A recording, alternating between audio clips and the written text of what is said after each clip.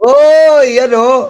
Oh, Eto nakita ko lang ito, no? yan, nababasa ko na. Babasahin ko muna. Ikaw na, bahala dyan, oh. Ang modus ni BP, paulit-ulit na hindi nag-explain, number one.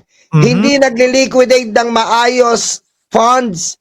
Number three, matik na ebidensya na ginamit sa sariling benefit. Oh, therefore, scam ito. Aray ko. Yung sa una, paulit-ulit na hindi nag-explain. Yan talagang hanggang ngayon, boss kasi isa't kalahating taon na o magdadalawang taon na nagtatanong ang bayang Pilipinas diyan sa mga confidential funds. Isama na din natin yung pagbabanta sa buhay ng Pangulo. Di ba pinatawag ng NBI? Oo. Hindi nila siniputan yun. Hindi din nila pinaliwanag yun. Alam mo, etong vice presidente natin ay siya lang talaga ang kakaiba sa lahat. Siya lang po ang may kapasidad. Siya lang po ang utak ay may pagka hindi normal o in short, AB normal. Abnormal po eh. Abnormal po talaga, didiretsuhin ko na kayo. Abnormal po itong vice presidente na to. Number one, tingnan nyo po, paulit-ulit na hindi nag-e-explain. Ang dami pong issue na binato niya. Ang dami pong issue na binato sa kanya. Hindi po siya nag-e-explain. Gumagawa po siya ng mga fake news. Gumagawa po siya ng mga tao na I think na binabayaran niya para yun ang mag-explain sa kanya. Napakakala mo, bratinela po talaga eh. Kasi isa lang naman po ang natin eh. Ang mapagkakasunduan natin. Kung wala kang tinatago, magsalita ka. Payain mo ang mga namimintang. At yung Congress, inuulit ko, mumurahin ko yan kung inosente si Sara eh. Mumurahin ko talaga yan. Inosente pala eh. Diba, Boss Mark? Tapos lang nila, pinulitika lang nila. Di ba? Oo. Miski ako eh. Kapag kayo napatunayan na ang vice presidente ay hindi guilty dito. Tapos mapatunayan lahat na puro pamumulitika lang yon. Baka ikandidato ko pa si Sara. Boss Mark, maganda yung sabi ni Pare Eduardo. Walang explain, walang explain, puro complain. Oh, di ba? Tama? Ito, oo. Oh, walang explain, puro complain. IMF, ang puta. BP, bawal magmura. Bawal magmura dito, bawal magmura. Oh, di ba? Totoo po yan, wala po siyang ine-explain. Biro mo, Boss Mark, tayo ay sumusunod sa constitutional way sa budget hearing, tama? Oh, pinatawag po sa budget hearing ng OBP. Hindi nagpupunta, inuna pa yung swimming. Inuna pa si Taylor Swift. Inuna pa ang ibang bagay. Inuna pa ang fire dance. Kesa sa budget hearing, hindi naman para sa ibang departamento ng gobyerno yon, para sa OBP, hindi niya pinuntahan. Ano yan? Entitled ka? Di ba? Tapos eto pa, yung sa pangalawa, hindi nag-liquidate ng maayos ng funds. Oh.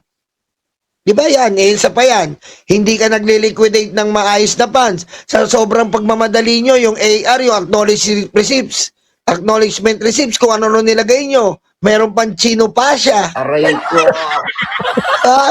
Sandali nga, Boss Nyolo, alisin ko to.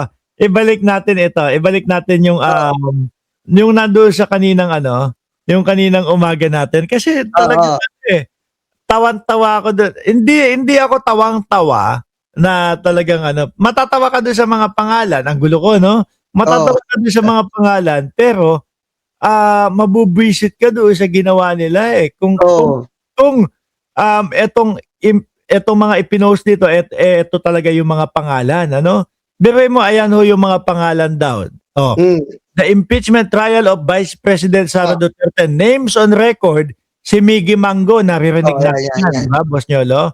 Naririnig natin yan, Miggy Mango. Si Fernando Tempura, naririnig din natin yan. Si Chippy McDonald's, ko din yan, naririnig ko din yan.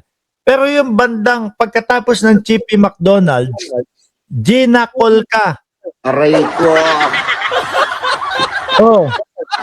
Diba? Napakalupit, no? Boss Mark, kira mo. Ayan po yung sinasabi natin. Natatawa talaga. Baka may kapatid pa yan, Boss Mark, si Gina Colca. Kilala mo? Oh, Sino? ayan. Oh. Kasama din sa pangalan daw. Sino? Lucky Utenko. Meron pa kamag-anak yan. Si ano? Si Pining. Hindi, Jack Call Me. Aray ko. Meron ba dito? Wala yan eh. Hindi na yata. Pero alam ko kamag-anak nila si Jack Call Me. Yan. Jack Call Me. Aray ko. Meron pa dito, may sakit. Oh, di ba? Meron pa dito pangalan, may sakit. Oh, saan? Si Mekuto Pukiko. Grabe naman nun. Ang kati-kati naman nun. Okay. Biruin mo, ano. Meron dito.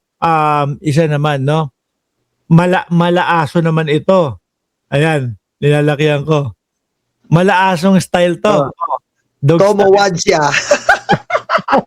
Tomo Wadsya. Siguro, habang ginagawa ito, nagtatawanan itong mga hinayupak. Oo, ayan, oo.